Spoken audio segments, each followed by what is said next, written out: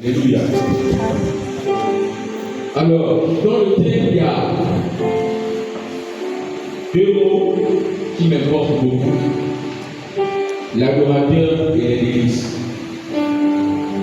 C'est qui l'adorateur? Hier, nous nous sommes retrouvés ici. Par la grâce de Dieu, on a commencé à élaborer le sujet de l'adorateur. Mais j'aime le Seigneur parce qu'il est celui qui rend la parole de Dieu illimitée. Alléluia.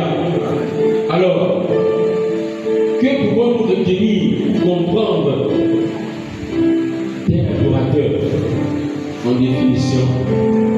C'est celui qui décide de vivre selon les directives de Dieu. C'est celui qui reconnaît la grandeur de Dieu inégalable. C'est celui qui respecte Dieu plus qu'il ne se respecte lui-même. C'est celui qui sait écouter Dieu. Il puise dans le secret. Alléluia. Amen. Suis-je en train de dire que c'est là la meilleure définition d'adorateur? Non. C'est une des définitions parmi tant d'autres. Selon que l'esprit m'a mené à comprendre. Parce que ça devient comme du récital en fait. Non, quand nous devons adorer le Seigneur, nous l'adorons en esprit, en vérité, un adorateur, il y a tous les mots, mais on n'arrive pas à expliquer les mots. Et on a l'impression de n'avoir rien écouté. Parce que quand on dit un adorateur, c'est celui qui fait la vie, en fait celui qui vit selon Dieu. Il fait de sa vie l'adoration.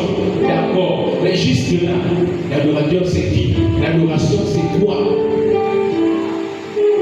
C'est pourquoi, pendant que nous sommes en train de parler de l'adorateur, on doit comprendre la responsabilité qui lui incombe, le sacrifice par lequel il décide de s'aligner et de concevoir selon les orientations de son maître. L'adorateur, c'est celui qui sait que devant lui, il a un maître. Et lorsqu'on est maître, on admet par là que le maître est celui qui nous encadre, c'est l'encadreur. Et dans son, je vais dire, pendant qu'il nous encadre, il fait de nous des personnes futures aussi, maîtresses, parce que nous parlons des personnes. Il nous apprend à manipuler simplement tout ce qu'il a su manipuler. Il nous apprend à être indépendant. Il nous apprend à avoir la domination. Il nous amène à être comme lui. L'adorateur. Oui, c'est bien pour l'adoration, c'est une vie. Mais c'est quelle vie? C'est pas la vie de l'ennemi, ma vie, notre vie. C'est une vie plus près de Dieu. L'adorateur, c'est celui qui a toujours disposé de son temps pour aller près de Dieu. Suis-je en train de te dire pour aller près de Dieu à l'église? Non.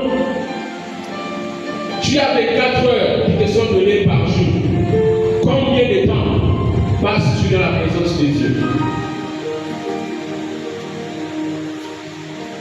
Et lorsque l'adorateur atteint un niveau où il a en permanence une relation avec le Seigneur, rassurez-vous, souvent c'est plus l'adorateur qui va aller vers, mais c'est le Seigneur qui va venir vers. Alléluia. C'est pourquoi Abraham, ayant l'alliance avec Dieu, ne s'est pas retrouvé à la montagne parce qu'il voulait partir. Alléluia. Mais c'est parce que Dieu lui a demandé de venir. Et Dieu ne demande qu'à celui-là, avec qui il a une alliance, de se rapprocher de lui. Sinon, le rapprochement n'est pas donné à n'importe qui. L'appel peut être donné à n'importe qui. Mais le rapprochement, il est question d'intimité. De donner mon espace le plus secret